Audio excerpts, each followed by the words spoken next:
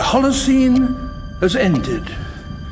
What we do now, and in the next few years, will profoundly affect the next few thousand years. The only conditions modern humans have ever known so far are changing, and changing fast. Nothing stays the same on this planet. Everything changes.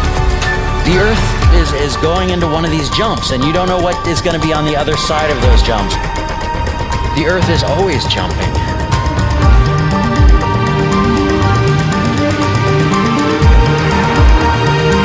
Things move on this planet. Things are not still. Everything is turning.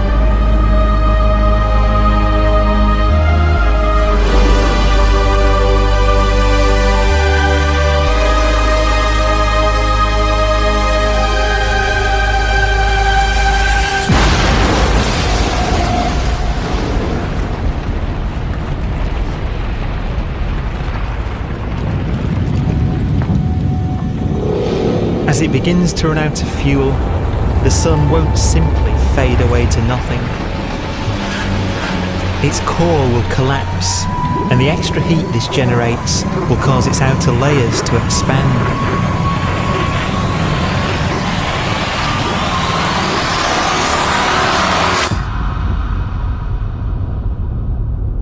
The sun is now dead.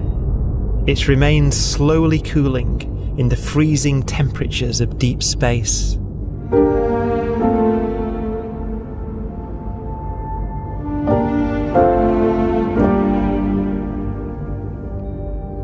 The fate of the sun is the same as for all stars.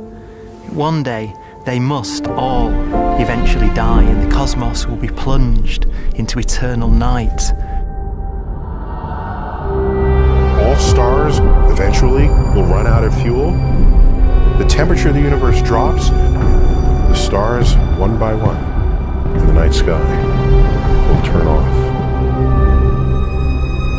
And there'll be no more new stars created. And so that the universe will end not with a bang, but with a whimper. And not in fire, but in ice.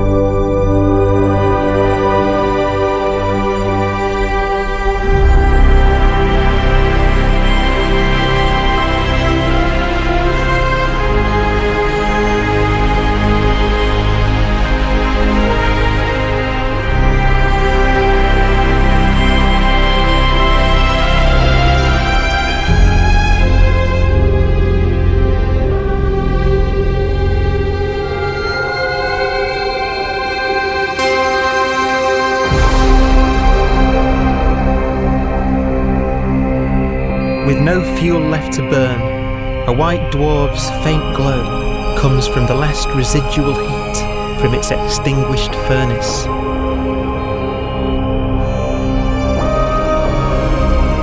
Looking at it from where the Earth is now, it would only generate the same amount of light as the full moon on a clear night.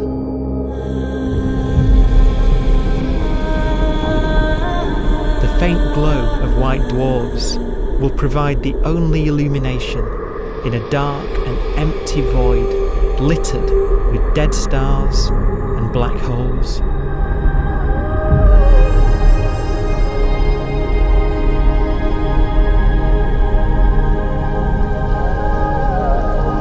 some ways, it's kind of a ghost universe. It's the corpses, the zombie stars, that will take us into the future.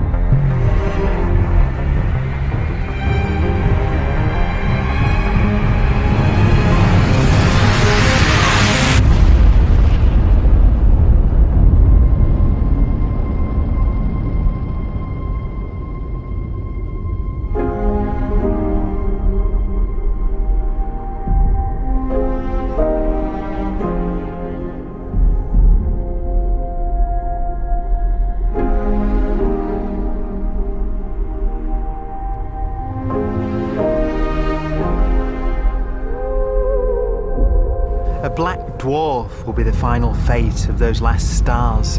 White dwarfs that have become so cold that they barely emit any more heat or light. Black dwarfs are dark, dense, decaying balls of degenerate matter. Little more than the ashes of stars. Their constituent atoms are so severely crushed that black dwarfs are 1,000,000 times denser than our sun.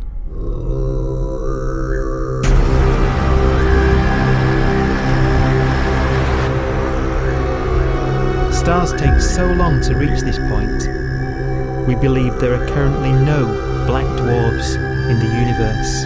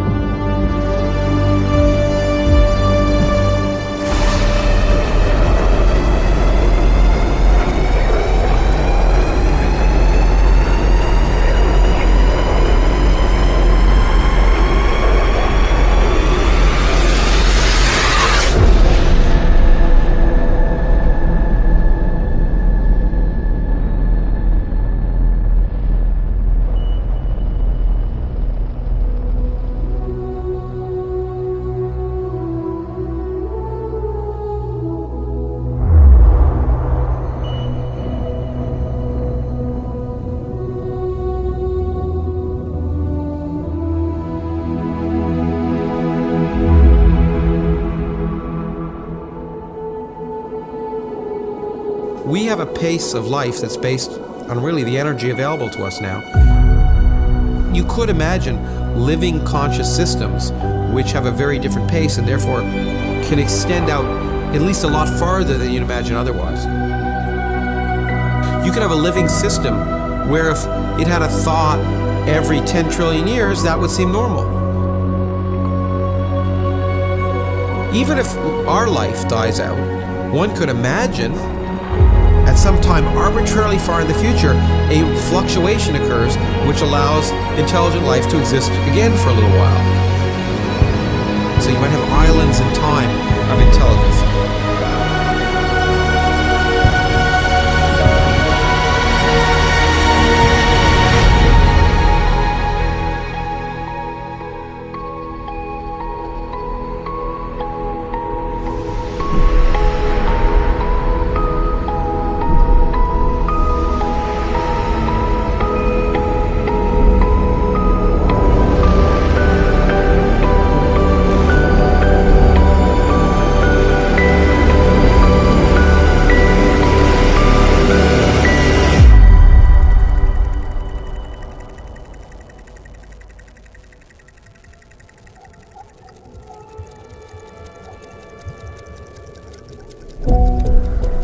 Proton, one of the fundamental building blocks of atomic matter, what makes us up, can just spontaneously fall apart.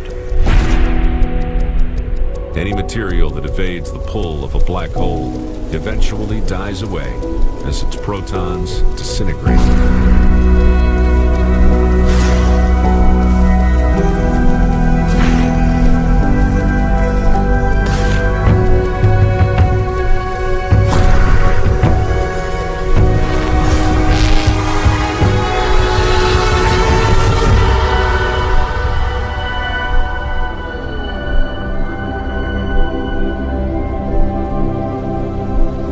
The matter inside black dwarfs, the last matter in the universe, will eventually evaporate away and be carried off into the void as radiation, leaving absolutely nothing behind.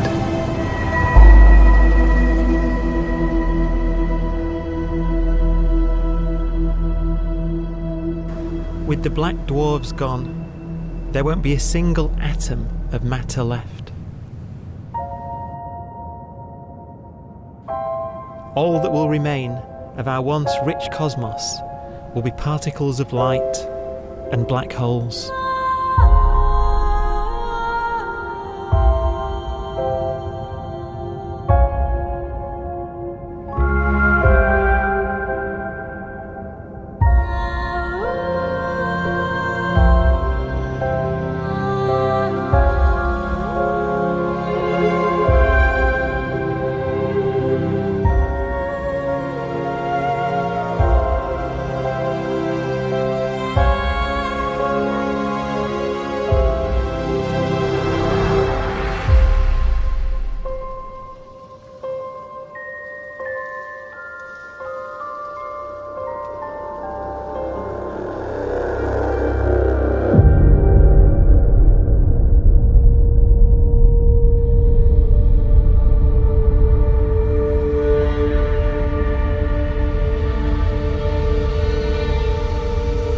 The arrow of time creates a bright window in the universe's adolescence, during which life is possible. But it's a window that doesn't stay open for long. As a fraction of the lifespan of the universe, as measured from its beginning to the evaporation of the last black hole, life, as we know it, is only possible for 1,000th of a billion billionth of a percent.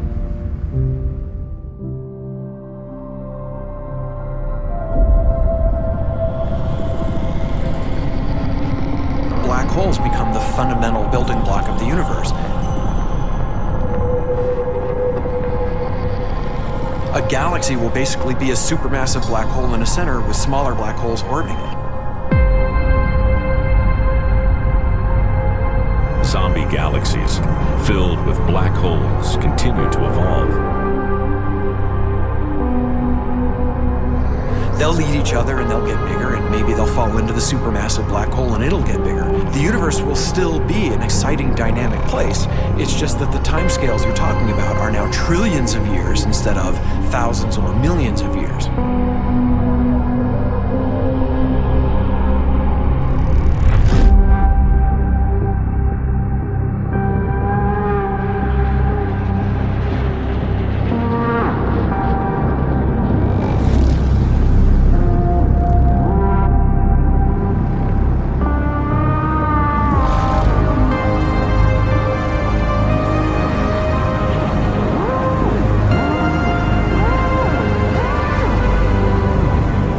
Black holes can bang on space-time like mallets on a drum.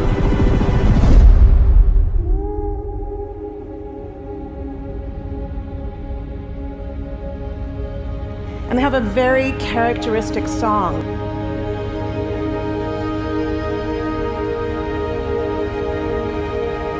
Imagine two black holes that have lived a long life together.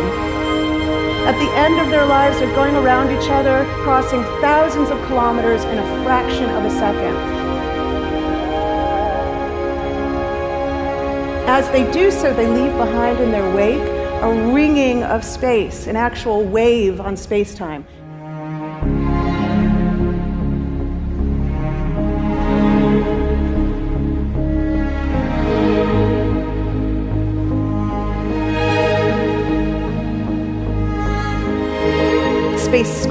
squeezes and stretches as it emanates out from these black holes banging on the universe.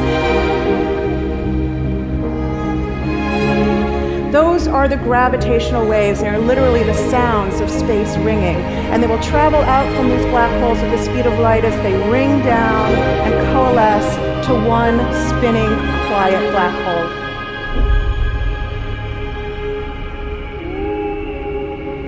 If you were standing near enough, your ear would resonate with the squeezing and stretching of space. You would literally hear the sound.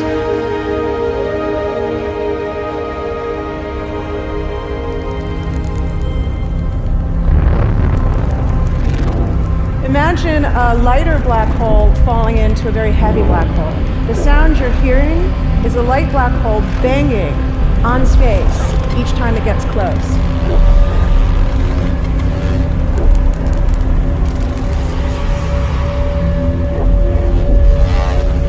As it falls in, it gets faster and it gets louder.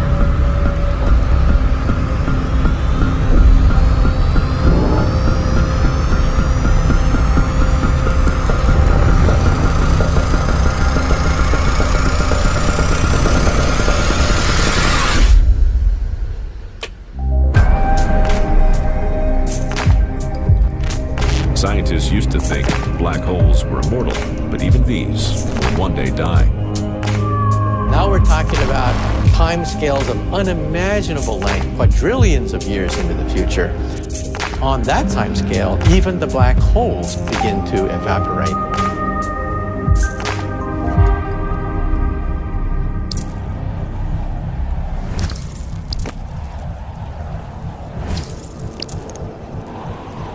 According to quantum mechanics, space is filled with virtual particles, antiparticles, that are constantly materializing in pairs, separating, coming together again, and annihilating each other.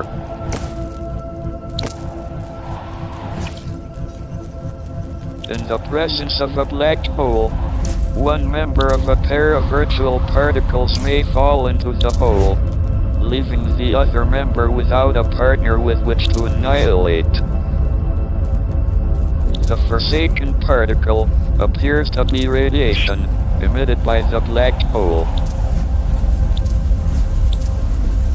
And so, black holes are not eternal. They evaporate away at an increasing rate until they vanish in a gigantic explosion.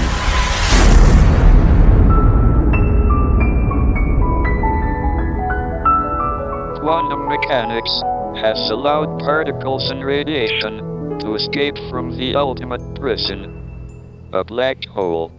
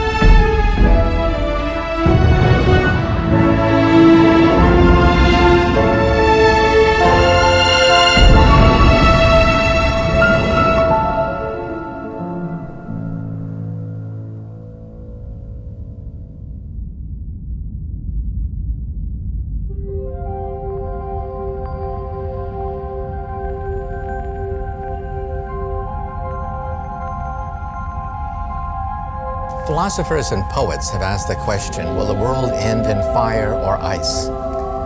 We can now give an answer. The latest evidence shows that the universe is not slowing down, but it's speeding up out of control. And the universe, we think, will die in ice. Trillions upon trillions of years from now.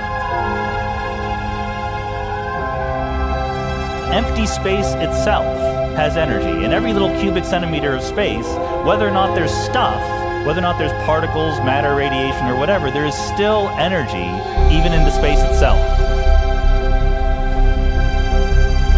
And this energy, according to Einstein, exerts a push on the universe. What is the weird stuff that's accelerating the universe? We call it dark energy.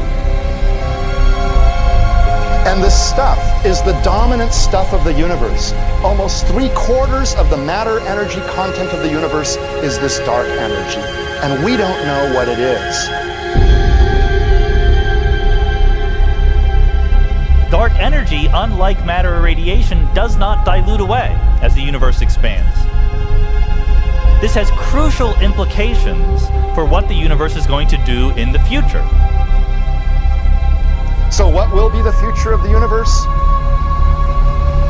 Well, if the dark energy remains dominant and repulsive, the universe will expand forever.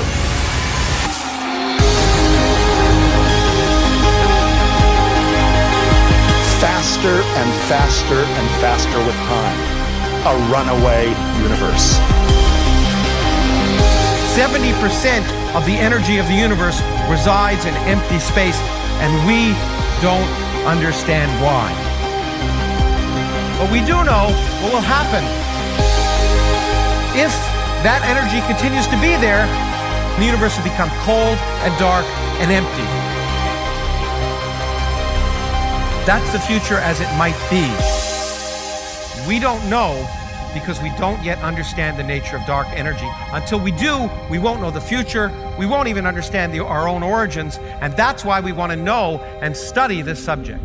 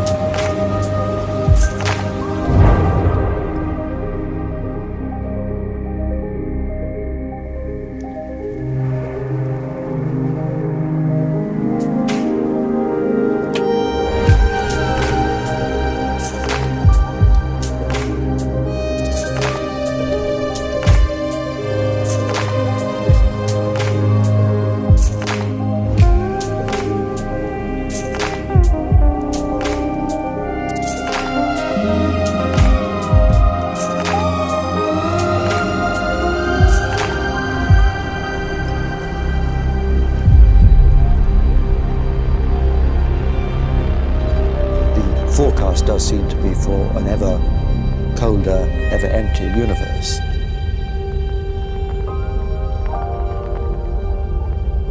But then, of course, we have to ask, could that end lead to a new beginning? And there are ideas whereby what actually is the end of our universe could in some sense be linked to the beginning of a new one.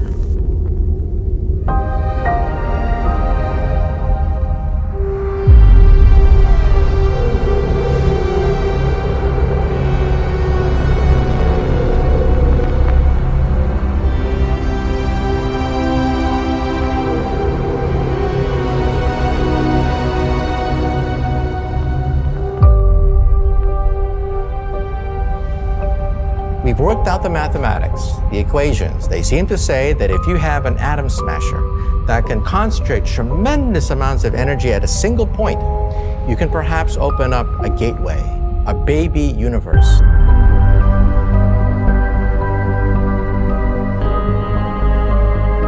Facing the death of everything there is, this perhaps is their only possibility of escape. And this also raises a very intriguing possibility, sheer speculation of course, that perhaps any universe that has intelligent life in it will create baby universes, will create lifeboats, and proliferate child universes. So an evolution may take among universes in the multiverse. Survival of the fittest may take place.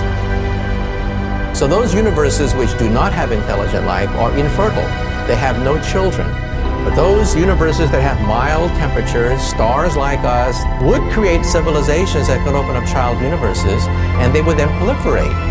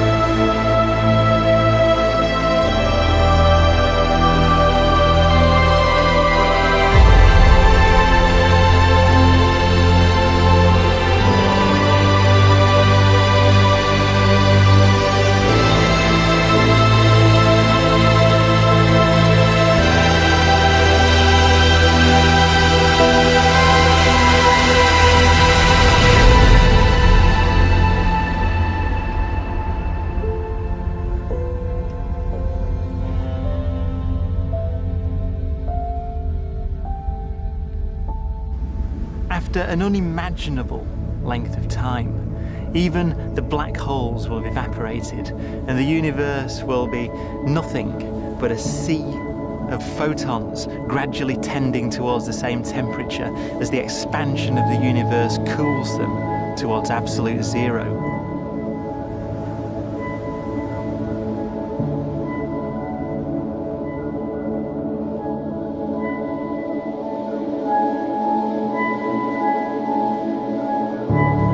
Once the very last remnants of the very last stars have finally decayed away to nothing, and everything reaches the same temperature, the story of the universe finally comes to an end.